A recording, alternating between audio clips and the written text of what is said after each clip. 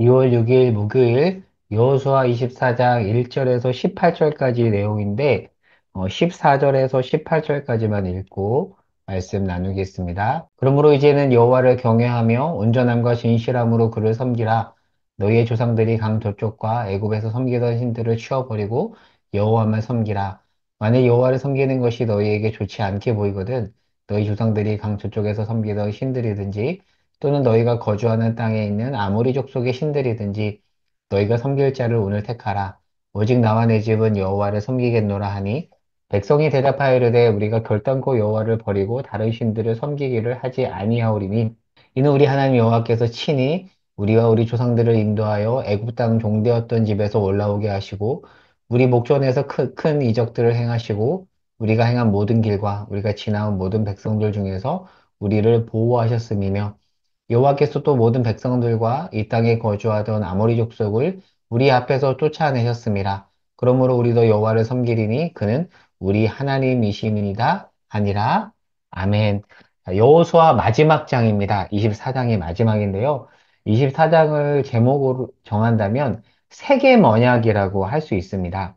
23장에서 고별 설교를 전했죠. 자, 그리고 그 여호수아가 24장 1절, 자, 오늘 보면 1절에 보면 세겜, 자, 세겜이라는 이 장소에서 이스라엘 백성들을 모으고 언약을 갱신합니다. 자, 언약은 일종의 결혼식이라고 할 수 있어요. 그러니까 양 당사자 간의 약속이죠. 그러니까 하나님과 이스라엘이 결혼을 하는 겁니다. 서로 신실하겠다라고 언약식에서 약속을 해요. 그리고 언약을 뜻하는 히브리어 메리트라는 단어가 컷이라는 뜻이 있습니다. 영어로 cut, 자르다. 무엇을 뜻할까요? 약속을 안 지키면 잘린다. 다른 말로 하면 반드시 지키겠다라는 그런 뜻이 있는 거죠. 자, 여호수아가 지금 백성을 모으고 하나님만 섬기겠다라는 내용을 담은 언약을 갱신을 하는데 그러면 왜 언약을 갱신할까요?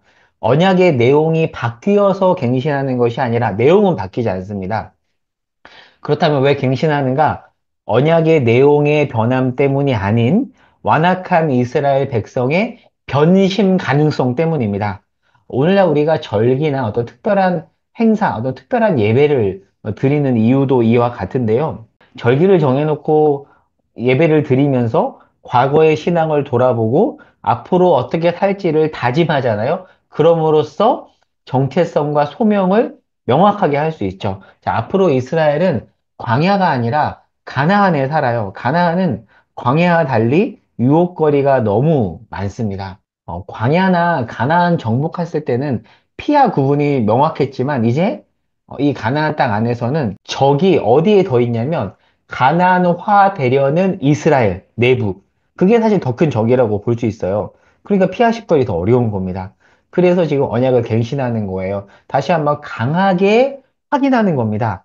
자, 이에 여호수아가 15절에 보면 여러분 누구를 섬길지 결정하십시오라고 단호하게 말합니다. 자, 그리고 한 가지 도 살펴볼 게 이 세겜이라는 장소인데요. 지금 언약을 베푸는 장소가 세겜인데 왜 하필 세겜일까? 세겜은 이스라엘 역사에서 매우 중요한 장소인데 약속을 받았던 아브라함이 처음 방문한 성읍이면서 동시에 제단을 쌓은 곳입니다. 누가요? 아브라함이요. 그리고 야곱이 이 밧단 아람에서 돌아와서 제일 먼저 제단을 쌓은 곳도 바로 세겜입니다. 창세기 35장 2절에 보면 야곱이 그렇게 말해요. 이방 신상을 버리고 여호와만 섬기겠다. 그런 역사가 있는 그런 장소입니다. 바로 이 세겜에서 여호수아가 백성을 모으고 죽기 전에 하나님만 섬기겠다라고 이스라엘 백성들과 함께 언약을 갱신하는 거죠. 참고로 12절에 보면 왕벌이라는 단어가 나오는데요. 이 왕벌이 뭔지에 대해서는 학자들 간에도 의견이 많이 있습니다. 추측컨대 이스라엘을 적으로부터 보호하는 존재로 보입니다. 그러니까 언약을 잘 지키면 내가 이러한 존재를 보내서 너희를 보호할 거야. 그러니 잘 지켜 이런 의미가 담겨 있습니다. 자, 그리고 자, 언약의 내용에 보면 9절에서 10절에 보면 발람이라는 존재가 등장을 하는데 발람은 누구죠? 모압 평지에서 즉 가나안 정복하기 전에 모압 평지에서 모압 왕 발락이 고용했던 거짓 선지자입니다. 그가 저주를 하는데 하나님이 그 저주를 복으로 바꾸셨지만 결국 발람의 유혹에 넘어가죠. 그래서 시딤에서 바알보올 사건에 빠집니다. 끔찍한 일이 발생한 거죠. 지금 이 과거의 실수를 다시 기술하면서 너희들 가나안에서 바알로 대표되는 그 유혹에 빠지면 안 된다. 너희 과거에 넘어갔잖아. 얼마든지 넘어갈 수 있어. 기억해야 돼. 이것을 위해서 지금 발람을 언급하고 있습니다. 사실 과거의 흑역사입니다. 수많은 사람이 죽었어요. 이 흑역사를 왜 기술하는가? 역사에서 흑역사를 기술하지 않고 싶어 하잖아요. 왜 기록하냐면 잘못된 길로 빠지지 않도록 하기 위해서. 지금 이 흑역사를 기록하고 있습니다. 자, 그리고 15절에 보면 유명한 구절이 나오죠. 나와 내 집은 여호와만 섬기겠노라. 그러니까 너희가 섬길 자를 택하라. 나는 여호와만 섬기겠다. 지금 여호수아가 얘기하는 거죠.